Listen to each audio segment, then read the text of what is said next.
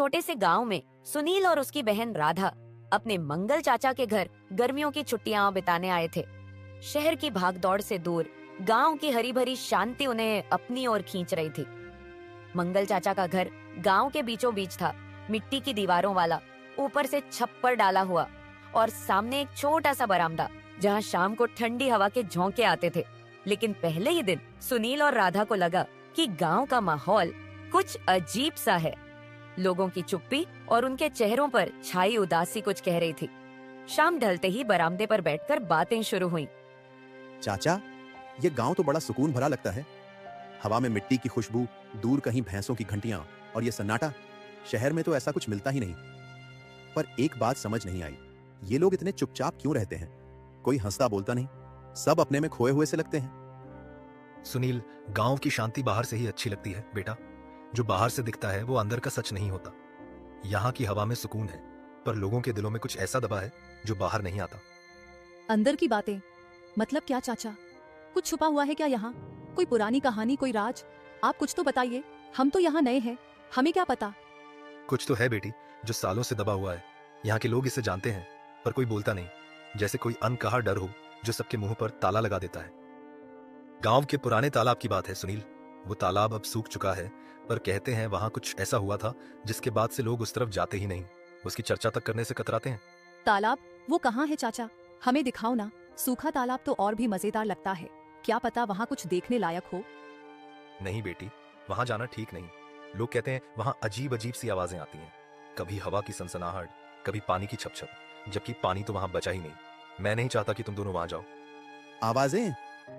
चाचा, ये तो कोई भूत की कहानी लग रही है। आप भी ना हमें डराने की कोशिश कर रहे हैं। सच बताइए ना, क्या हुआ था वहां? कोई ढंग की बात थी या बस अफवाह? ठीक है सुनो, कई साल पहले एक जमींदार था, बंसी लाल। वो तालाब उसका था। बड़ा रौबीला आदमी था, गांव में उसकी तूती बोलती थी। एक रात वो वहां गया, किसी को नहीं पता क्यों, और फिर कभी लौटा नहीं। सुबह उसकी लाश तालाब के किनारे पड़ी मिली। सच में चाचा? क्या सच में ऐसा होता है या ये बस कहानी है जो लोग डर के मारे बनाते हैं? सच झूठ का पता नहीं बेटा, मैंने तो खुद कुछ नहीं देखा, पर गांव वाले उस तरफ जाने से डरते हैं। कुछ कहते हैं रात को वहां रोने की आवाजें आती हैं, कुछ कहते हैं हवा में साया साया होती है। तुम दोनों भी वहां मत जाना, मेरी बात मानो। मंगल चाचा की बातें सुनकर सुनील और राधा की नींद उड़ गई। रात को चटाई पर लेटे हुए दोनों के दिमाग में वही तालाब घूम रहा था।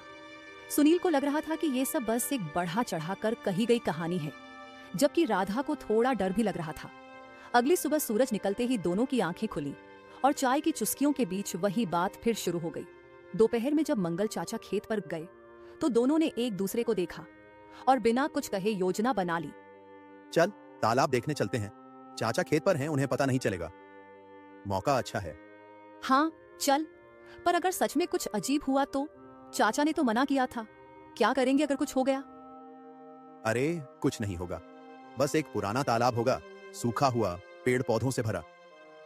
डरने की क्या बात है? चल कमला को भी बुलाते हैं, वो गांव की है, उसे रास्ता पता होगा।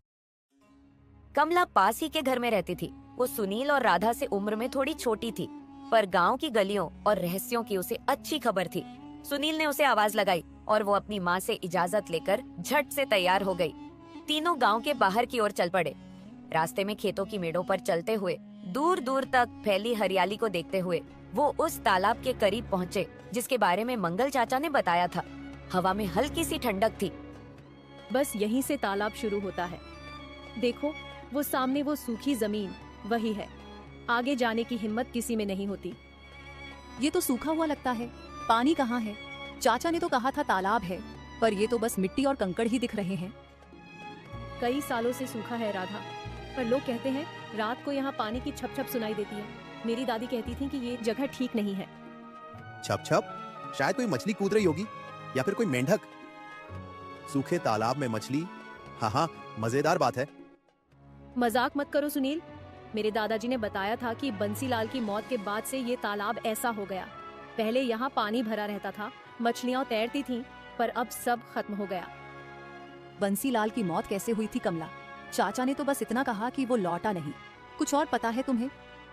किसी को ठीक से पता नहीं, बस इतना पता है कि वो रात को यहाँ आए थे अकेले। सुबह उनकी लाश तालाब के किनारे मिली थी।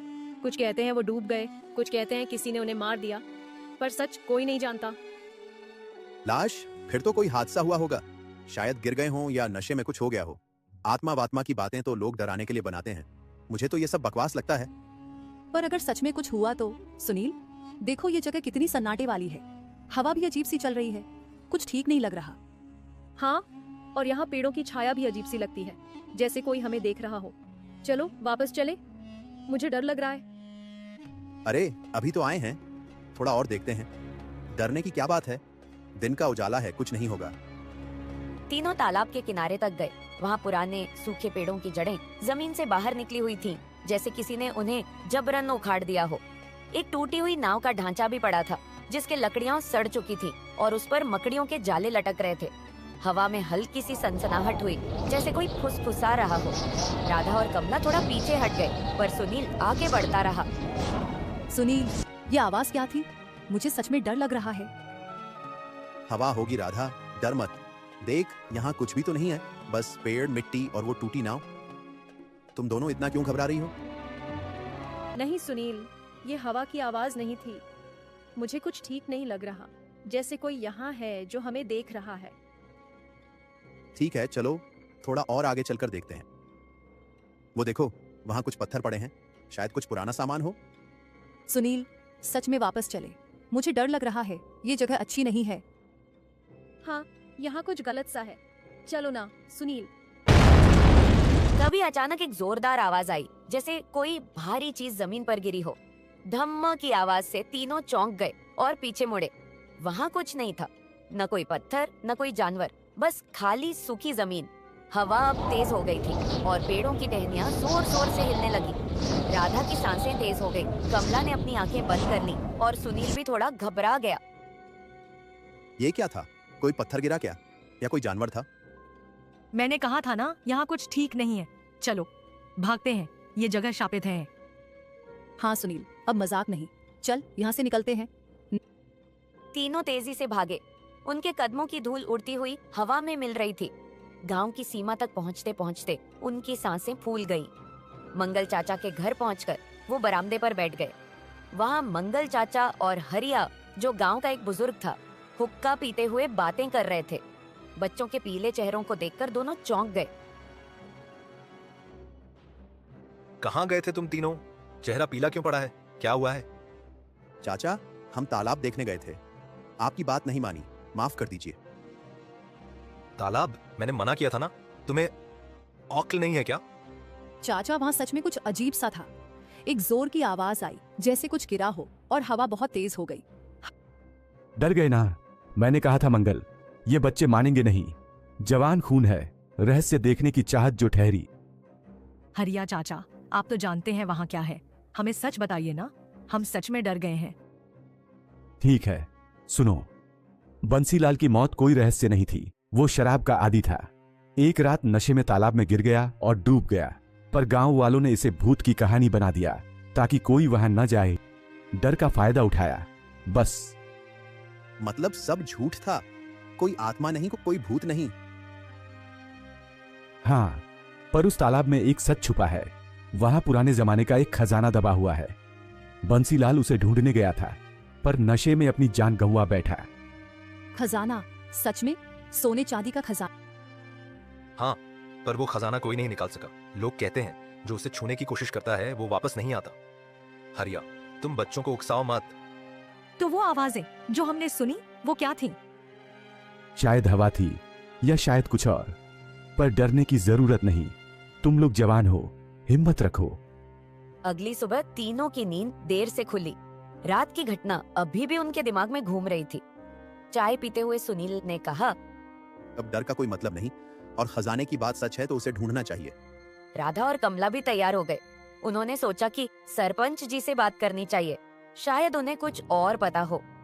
दोपहर में वो सरपंच जी के घर पहुंचे। सरपंच जी, क्या सच में तालाब में खजाना है?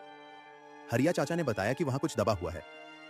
बेटा, ये बात पुरानी है। मेरे दादाजी कहते थे कि वहाँ कुछ दबा हुआ है, शायद सोने के सिक्के, शायद गहने, पर कोई उसे ढूंढने की हिम्मत नहीं करता। तो हम ढूंढ सकते हैं ना? अगर भूत प्रेत की बात झूठी है तो डरने की क्या बात? हिम्मत है तो कोशिश करो, पर गांव वालों को डर लगता है। वो कहते हैं कि खजाना शापित है। पर अगर सच में कुछ हुआ तो सुनील, हम कल ही तो वहां गए थे और वो जो कुछ हुआ, वो सनसनाहट, वो जोर की आवाज मेरे मन से अभी तक नहीं गया। मेरी नींद में भी वो तालाब घूम रहा था। क्या पता वहां सच में कुछ अजीब हो। मैं तो कहती हूँ सोच लो एक बार। अरे कमला, अब तो पता चल गया कि भूत वूत कुछ नहीं है। वो सब बस हवा का खेल था, या शायद हमारा डर हमें कुछ ज्यादा ही सुनाई दे गया। तू इतना क्यों डर रही है? कल तो हम भागे थे, पर आज मैं कहता हूँ चलो एक बार फिर चलते हैं। इस बार डरने की कोई जरूरत नहीं, मैं वादा करता हूँ। देख, मैं तो तैयार हूँ, तू भी हिम्मत कर। तीनों फिर से तालाब गए। इस बार उनके साथ हरिया और एक नया दोस्त रमेश भी था, जो गांव का शरारती लड़का था। वहां पहुंचकर उन्होंने उस टूटी नाव के पास खुदाई शुरू की। सुनील, अगर खजाना मिल गया तो क्या करेगा? सच में स्कूल बनवाएगा? बस ऐसे ही कह रहा है। मुझे तो लगता है तू कुछ और सोच रहा है। कोई बड़ी तरकीब है क्या? बताना, हम दोस्त हैं। हाँ रमेश, गांव के लिए स्कूल बनवाऊंगा। यहाँ के बच्चे पढ़ें, कुछ बने, शहर की तरह भागदौड़ में न फंसें। मेरे मन में तो यही है, पर तू क्या करेगा बताना? कुछ शरारत का इरादा है क्या? तुझसे तो उम्मीद ही है कि कुछ नया करेगा। मैं तो नई साइकिल लूंगा, चमचमाती हुई, जिसकी घंटी पूरे गांव में गूंजे। और शायद एक रेडियो भी, गाने सुनने के लिए। रात को चौपाल पर बैठकर फिल्मी गाने सुनेंगे। सबको बुलाऊंगा, तू भी आएगा ना? मजा आएगा, सोचकर ही मन खुश हो रहा है। अरे रुक जाओ सब, यहाँ कुछ सख्त सा लग रहा है। देखो कुछ चमक रहा है, शायद धूप में कोई चीज चमकी हो। सुनील तू पास आ, जल्दी यहाँ खोदो। कमला तू भी देख, क्या लगता है ये? सच में राधा, कोई पुराना बक्सा है शायद। देखो तो, ये लोहे जैसा लग रहा है। जल्दी और खोदो, पता नहीं क्या निकले। हरिया चाचा, आप भी आइए, ये तो कुछ बड़ा लग रहा है। मेरे तो हाथ कांप रहे हैं उत्साह से। अरे ये तो वही लोहे का बक्सा है जो मेरे दादाजी ने बताया था। वो कहते थे कि तालाब के नीचे कुछ छुपा है। तुम बच्चों ने कमाल कर दिया, सच में हिम्मत दिखाई। मैं तो सोच भी नहीं सकता था कि तुम इतना आगे बढ़ जाओगे। मेरे दादाजी होते तो तुम्हें गले लगा लेते।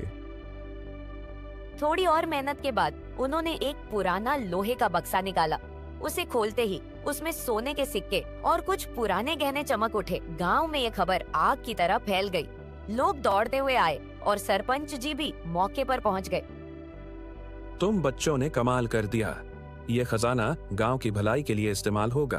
मैंने कभी सोचा नहीं था कि ये पुरानी कहानी सच निकलेगी। तुम सबकी हिम्मत को सलाम है। सुनील, राधा, कमला, रमेश, तुम चारों ने गांव का नाम रोशन कर दिया। देखा राधा, डरने से कुछ नहीं होता, हिम्मत से काम लेना चाहिए। अगर हम कल डरकर भाग गए होते तो ये दिन न देख पाते। मैं तो कहता हूँ जो डरता है वो हारता है। तू भी अब ये बात मान ले। हाँ सुनील, पर अगली बार तू पहले बताना कि खजाना ढूंढने जा रहे हैं। मैं डर के मारे मर ही ना जाऊं। कल तो मेरी सांस अटक गई थी। आज भी जब खुदाई शुरू की तो थोड़ा डर लग रहा था, पर अब